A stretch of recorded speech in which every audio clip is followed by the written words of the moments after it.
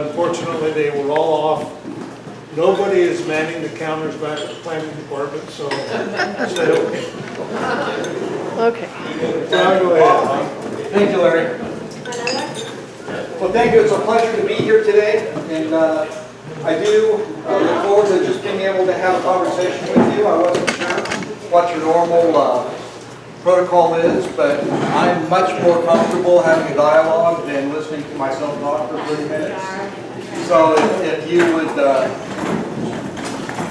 help me and ask questions, I would appreciate that and look forward to that.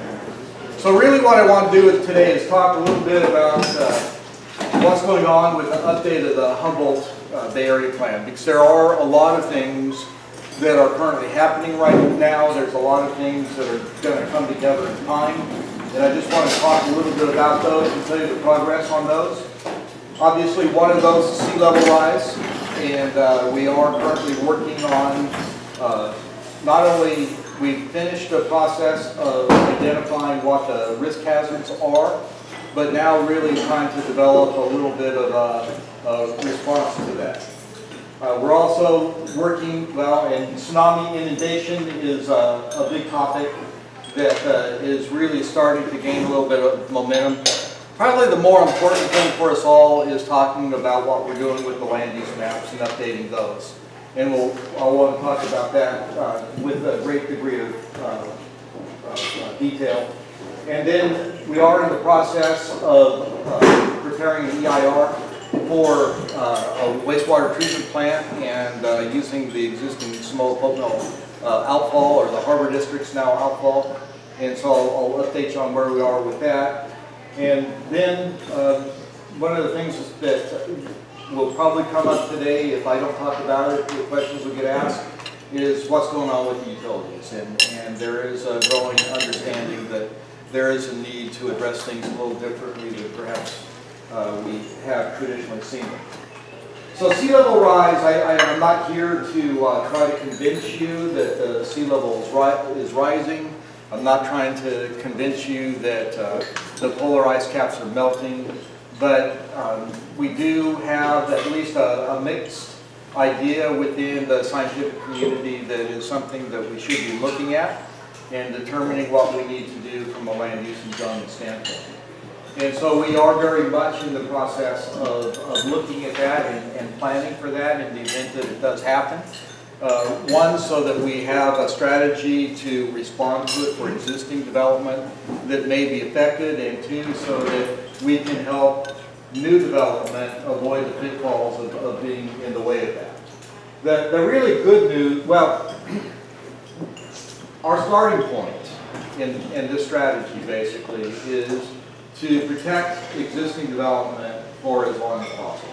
Existing development and uses, because maybe not so much on the Samoa Peninsula, maybe not so much affecting the harbor, but there are a lot of ag lands surrounding Humboldt Bay that would be very much at risk. In fact, they're at risk right now because of declining dikes and levees protecting them. So we see it as something that is very important to address and to protect the existing uses that are in place for as long as possible, to have strategies for accomplishing that.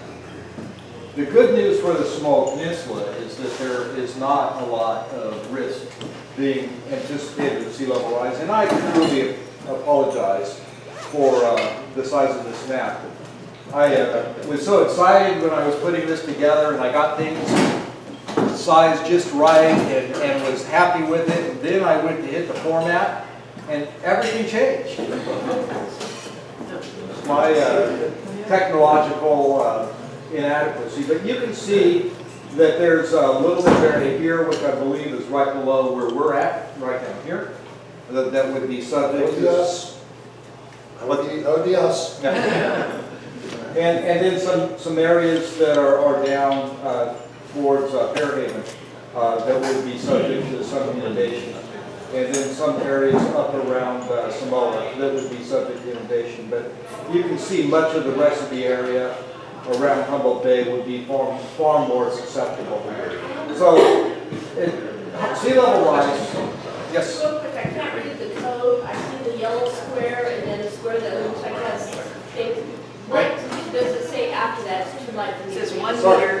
yes, this is the yellow is 1 meter sea level rise. Okay. And then the other thing that this shows that really doesn't show up well is the California Coastal Commission's permit jurisdiction. Okay, thank you. And let me This just, area that goes pretty far inland, I can't read what it says there. It's not freshwater, is it? this area here, yeah. It is freshwater? So one of the things that we're struggling with with respect to designing a response to sea level rise is that, and Lisa Haney, who's working in our office, is here today, so she can correct me and help me get the numbers right. But at least 60% or more of the area that's around the bay is actually within Coastal Commission retained jurisdiction. That means even if we want to do something to protect existing development against sea level rise, we need the Coastal Commission to agree that that's the right thing to do, because they're the ones who will be issuing the permit for it. So that is a real ongoing struggle for us right now, is trying to design a strategy that we can work with the Coastal Commission to have them implement the local coastal program in responding to sea level rise, because if they just do it based upon the Coastal Act, we may not be able to do some of the things that we believe are necessary to protect existing development. Yes, sir? So, my preference represents that the presentation on sea level rise that passing is at 3 to 5 feet over the next 20 years. And you can see where it's going to go, like the freshwater, the places where there are reeds, you know, along there. That's the old bay, it's going to be the bay again. What he's done that other people haven't. What happens when you have a 100-year flood event on top of the sea level rise? And what he shows is the water goes halfway across the road. You know, all the places there get flooded. And that's also, and we're going to get more global weirding that's going to create bigger rainfalls.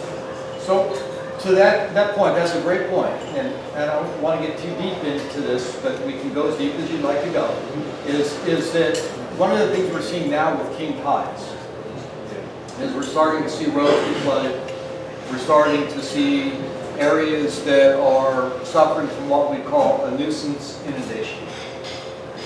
That really will start to reflect what could happen more and more in the future on an infrequent basis. So when you think about what happens now in relationship to sea level rise, plus the normal processes of the tide that are going on anyway, yes, you've got to take into account not only the static water surface elevation increase, but also the tides on top of that. Question. Yes, sir. So you do all this work and then you have to go to the Coastal Commission to get approval. Why doesn't the county petition the state or the Coastal Commission or whatever, whoever they have to petition, to get a carve out so we deal with our own coastal issues, like San Francisco and LA or whoever? That is a really good question. It's fraught politically, but it's a good question, and it may be something that in some form of that we are going to be petitioning the Coastal Commission as part of the presentation we give to them, that they do become participants of the LCP so that they implement the LCP. The struggle is with San Francisco is that there was a pre-existing district there that I can't remember the exact name of it, but it's like the Bay Area Lands Commission or something like that, and they have responsibility for the bay. When the Coastal Commission was formed, the Coastal Commission didn't supersede that remained in place. Pre-existing, right. And so that may be true in Long Beach too, I'm not entirely certain about that. But like the harbor has a certain amount of carve out for jurisdiction, but this really has to do with the old traditional mudflats. But the harbor still has to petition the Coastal Commission. Don't they, Larry, in order to get approval? We do. Yep. And are you working with the cities along with your own organization? We have been coordinating with the cities and talking to them about strategy and approach, because one of the things that is very important to consider here is that, you know, if Arcata does something up here and the county does something different in here, and Eureka does something in here, and there's holes or they're different, and it's not a unified approach in terms of protecting, then the sea level rise is still going to find the path of least resistance and result in flooding and inundation regardless. So we do have to have a coordinated approach. And Eureka's approach is really armoring, and Arcata's approach is armoring, and that's pretty much it. Thank you. So, and part of the struggle, and this is what we're actually trying to take that basic approach, say we want to protect what's existing for as long as we possibly can. And then where we hope to gain traction with the Coastal Commission is to say, yeah, we realize that that may not be a good 200-year plan. So we may need to add to that the steps involved in what happens after that. What is a graceful retreat if we have to? I hope we don't. But if we have to, do we have a plan for that? And that's part of what we're trying to negotiate with the Coastal Commission. And frankly, one of the things that's interesting, and all of you who have been involved in policy development will recognize this, is that this is such a new topic that the Coastal Commission is still changing and morphing in their understanding of it. Yes, sir. Does it appear that the freeway between Ridge and Arcata can have to be raised? Is that an assumption that's already been made? That has been discussed. And the thing that is not resolved, because the policy decision has not been kind of made yet, is does that function as a dike or does it function as a causeway? And what's that? I mean, I understand that causeway is used for travel, but Causeway would allow the water to go back and forth underneath it. okay. It is. Yeah, John, nice to see you. Been here for a long time, 60 years clearly that I remember here. We had team guys that did the same thing that they are doing now, years and years. That's when the tight gates fail, or we have a levee failure that we fix. So, is the county actively pursuing what I think is probably, if not the first priority, but in grouping the first priorities, which is a legislative agenda to rebuild our levees and dikes and our floodplains? So rebuilding the levees and the dikes is the first line of defense for sea level rise. And we can debate sea level rise all we want, but the fact of the matter is whether you believe in sea level rise or not, fixing the dikes still has to be a priority. We know that they're in horrible condition. We know they have to be addressed. So regardless of what side of the sea level rise dialogue you fall on, that should be a win-win. Well, I'm thinking in more terms of the act, every year the county has their lobbyists, you come up with legislative agenda. A priority legislative agenda for Humboldt County, we're telling the supervisors this as well. Yep. Is you have to have legislative policy to go after continual funds to do this on the state and federal level. No, thanks, Dennis. Direct answer to your question, it's not on the legislative agenda. I'll say it again. So the issue of what's going to happen where the jetty is washing out, is that something that's the county? Is that strictly Army Corps? Whose responsibility? Is that your planning responsibility or a harbor district? I don't think they're responsible for the land part. Well, for the Who's jetty, responsible? the jetty's probably a little bit different, but, Well, it's starting to wash out, right? right. Behind it on the north So jetty. part of the struggle is that would be a permit from the Coastal Commission, probably a permit from the Army Corps. Is anybody working on that? I mean, you guys aren't. Are you talking about the jetty? I'm talking about the fact that the tide's washing through and behind it, the north jetty. Yeah. No, I didn't. When you said that, I was like, yeah. Yeah, I just wonder, because how stable, you're talking about breaching and sea level rise and all that stuff, and that is one of the places where it's acts as armoring. Agreed. Yep. We don't have a specific plan for that right now. That's, and the conversations about that, that's the first time the jetty's been brought up, but it's not an unimportant discussion, it is part of the whole discussion. So I'll make a note of that, we need to address that. Sorry, just to Yeah, if you know something. apologize, is the Army Corps has, they've appropriated $5 million for the North and the South Jetty. They're currently doing the NEPA environmental documents and the permitting. The jetties are on federal property. And so, yeah, they're currently doing all the planning. For the North Jetty, the plan is to do the repairs next year. And then to appropriate additional funds, if they can, to work on the South Jetty. That's the current schedule. So that 5 million is going to be dedicated To the to, North Jetty. as well as the studies, it's actually doing the work. That's right. Is that for the studies or the work? That's for the work. That's for the work. The study has been done. Yeah, they've already analyzed it. They're in the environmental review stage right now. What's going to happen is, and I apologize, I don't want to, they're basically going to bring in, either bring the Liscombe Slough or the quarries there, or they're going to barge them in. And the barge is going to go to Fairhaven Dock, is where they would offload, and then transport to the North Jetty. The South Jetty, they have to use the Harbor District's boatyard, and then they would truck it around to Table Bluff to do the repairs to the South Jetty. Way around. Yeah. Larry, how much time do we have? Well, no, till what time? I'm sorry, 1 o'clock? 1:30, it's 1:30. Okay. You want to maximum. hold the questions and go to the question? No, it's fine. I find it's better to talk about what people want to talk about.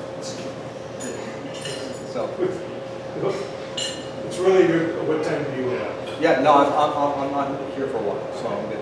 Was there a question over here? Somebody, I saw a hand go up, maybe not? Okay, so I'm going to move on to talk a little bit about tsunami. We're currently working with the California Geologic Survey to identify what the appropriate tsunami event to plan for is. There's a lot of discussion right now about the 2,475-year event, or 2,500-year event. I mean, those of you know, we normally plan for a 100-year flood event, so a 2,500-year event is like way out there. So like a 2,500-year event goes over the peninsula. So one of the things, I'm probably not even supposed to know this, but so don't quote me on this. But a 2,500-year event is like nearly impossible to happen in the next 2,000 years, because that's really 2,500 years of built-up pressure. Well, the last significant quake, and it have to be a quake on the Cascadia zone, happened in about 1700. So we've got about 300 years. We've got about 300 years of energy built up there, but not 2,500 years of energy built up there. And so they're talking about an event that's about in the 900-year range. And a 900-year event would definitely throw some water up on the small peninsula, but it would not blow over the top of it. And so that is the nature of the discussion that we're having right now, and trying to figure out what is it that we should be planning for. And so that's going to really affect the 2020 version of the building code, because the 2020 version of the building code is going to have standards in there for tsunamis, and the county's going to have to make some decisions about how to respond to tsunami events and the size of the tsunami event that we need to respond to. Yes? So if you're looking at the 2020 building code, I know there are a number of companies looking to develop here on the peninsula. Is there the potential of those developments being delayed as this is finalized? Once it happens, is it boom, it's in effect, or is it? So my understanding right now, to take the pressure off this, is that the large industrial buildings would be built just by building code requirements, that they would withstand the tsunami event. So they wouldn't be precluded from being able to build. The real questions will primarily affect smaller buildings, particularly stick-built buildings, particularly residences. Do you allow residences, single-family residences, in that zone, or not? And then if you do, Do you try to build them to a standard that withstands a tsunami, or just make sure that people can get out of it? And one of the problems with the Samoa Peninsula is there's only one way in and out, and that one way isn't away from the tsunami, it's directly parallel with the oncoming tsunami. And so depending on the amount of notice people have, that could be a very bad thing. So fortunately, there are some areas of refuge on the Samoa Peninsula that will work, and that is what we're looking at planning. Not seeing any questions on that, I'm going to talk a little bit about land use, and primarily about one of the struggles that we've identified on the peninsula, and that is we've got a lot of vacant industrial land. The harbor has a lot of vacant industrial land. A lot of people have a lot of vacant industrial land that previously was occupied primarily by the timber industry. Some of it's zoned coastal dependent industrial, some of it's general industrial. And so one of the things that we have the opportunity to do is stop and think. It's like, okay, we've lost the timber industry, we've lost the uses that once dominated this area. So what's our opportunity now to be able to put together a land use plan, a zoning plan that is attractive to industry to come to? We've got a harbor, we've got some very good opportunities here, but we need to do it in such a way that we can be attractive and do some planning and some permitting that's attractive. So the big question is, what are the best uses for the property? It should also be ignored that the city of Eureka has the airport property out there that's zoned CDI. And it's my understanding that that was originally zoned CDI when there was this anticipation that there would be offshore oil development out there. And so, you know, we've got this big area within the sand dunes that's now CDI, and functionally, we're not going to see CDI development in the sand dunes. So it just kind of complicates things. So, yes? You said functionally we're not going to see CDI development in the sand dunes because of the fact that there's sand there? Because of the fact that it's under the Coastal Act, it's defined as environmentally sensitive habitat. And so there is going to have to be a weighing of development benefits versus the impact of coastal resources in issuing any permit there. And it's actually very difficult to develop in sand dunes from a permitting standpoint. From a technical standpoint, I know all things are possible. But from a permitting standpoint, to overcome that threshold of impacting environmentally sensitive habitat is a pretty high bar to get over. Does the Coastal Commission allow that to be developed if it's mitigated in other places? Potentially, yes. But the question is, how do you mitigate? You know, if you take something away, it's hard to recreate, particularly sand dunes someplace else. But that is the path. So one of the things I wanted to show here, this gets back to the amount of coastal dependent industrial that we've got along the Samoa Peninsula. You can see that that's a pretty big swath in there, and then this is where the airport property is out there. The irony is that when the Coastal Act was adopted, when this area was designated for coastal dependent industrial, I think the thinking was, I haven't gotten an absolute yes on this, but the thinking was that the timber industry, because it was shipping out, was coastal dependent industrial. But that was never articulated in any of the plans or the zoning or anything else. So it leaves this big gaping hole there that we really need to begin to address in terms of what is coastal dependent industrial and what are the best uses out there. And if we've got more coastal dependent industrial that can possibly be used from a market standpoint, then we're guaranteeing ourselves to have vacant land. And we don't want to do that.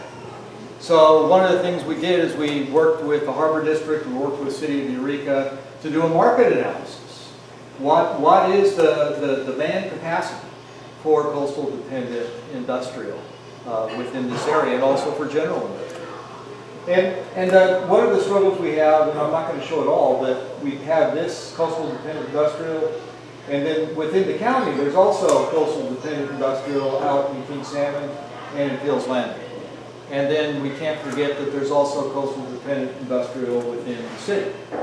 So that all adds to the overall volume of coastal dependent industrial that is there. Currently, there are nearly 1,400 acres of land and water that's designated for coastal dependent industrial. About 1,100 of those are land, about 278 of those are in water. Within the county, there's about 1,100 acres. 900 and almost 950 acres of those, minus 146 acres that are in water and mudflat. So about 800 acres are on the Samoa Peninsula.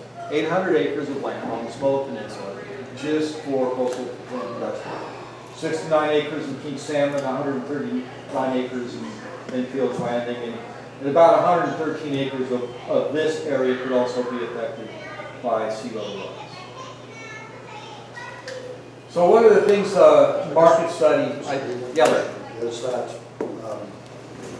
so within the water, right, is that, you have docks out there in the water, and a lot of the land is on natural resources where you have docks. Is it allowable use to build a dock in a natural resource zone land, or should you have the areas between the federal channel and the CDI shoreline zoned CDI? It doesn't make, you can't build CDI uses, docks that go out to the federal channel if it's not zoned for those kinds of uses. right. And so there kind of is a dilemma, because some of the docks are actually zoned natural resources. And so if you were going to expand those or use those for CDI uses, then how do you do that? It's kind of a, And one of the proposals that we have with this, as part of our. You got to let it rip, Lisa. I'm sorry, part of our LCD update is we are looking at zoning all of that LC between the channel and the ocean. But we, at this point, we do not have land use jurisdiction in the bay. So we can put a land use designation in zoning, but we don't issue permits in the water. So it's a guidance, but Well, but that's the importance too here, where we've actually got 3 agencies that would be involved. Harbor District, Coastal Commission, County in developing the LCP, that if we could get the LCP adopted and everybody's in agreement on what's happening, it makes it far easier than for the Harbor District in that particular case to be able to plan and do things that are for economic benefit while protecting natural or coastal resources. And the coastal commission is involved in that machine? We're working to get there. That's where I'm saying where we can work together. And I know you're looking at me like I'm an ideal fool, but Dennis. Yeah, hey, John, two seemingly disparate thoughts are going to come together.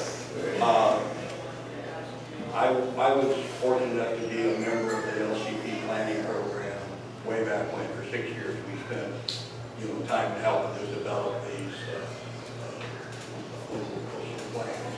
At that time, we felt that Humboldt Harbor District in the Bay was going to do what they were supposed to do and make a harbor master plan, and we would eventually become autonomous. The Coastal Commission hadn't taken on the grandiose powers that they had. So when we did the coastal dependent industrial site, there was not just the timber, but that was definitely just an understood. Yeah. But you had mentioned the oil production. It wasn't to produce oil off the coast. It was to have facilities where we stored, managed, prepared drilling rigs come in and out. So that type of industrial uses we still think are viable for these industrial sites. I realize that we probably need to do some of the long-term leasing type options that San Francisco has done so that those properties can be used. But now I'm going to bring the second part of this together. I was moved to McKinleyville in 1954, and you could buy 80 acres for $4,000, and nobody wanted to live out there, and there was never going to be a goddamn thing happening in McKinley. Now, look at it. It's not been that long. I mean, I realize it's 70, but that wasn't that long ago. We got to be very careful when we do this stuff with this valuable property, that we don't tie it up in ways that it can't be used for economic expansion. Well, but that is, you know, high, if I can say this, high on at least the department's priority list is to take into account what do we need to do to be economically healthy in Humboldt County. We have some inherent struggles that other places don't have to deal with. But that means that what we have to do is be that much more proactive to create opportunities, make sure those opportunities exist. And that really is the bottom line of what we're trying to do with the Humboldt Bay. What are the inherent struggles? Location. We don't have good transportation in and out right now. We don't have good highways. We don't have rail.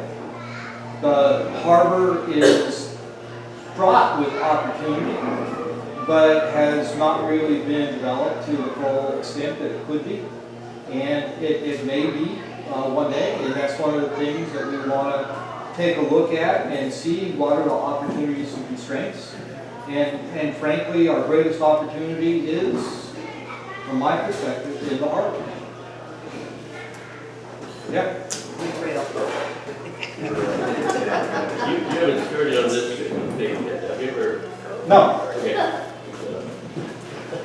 Yeah, so, you know, one of the things the market study identified was that there is a decline in demand for coastal dependent industrial uses, and our traditional CDI uses are unlikely to recover and recapture that part of the market.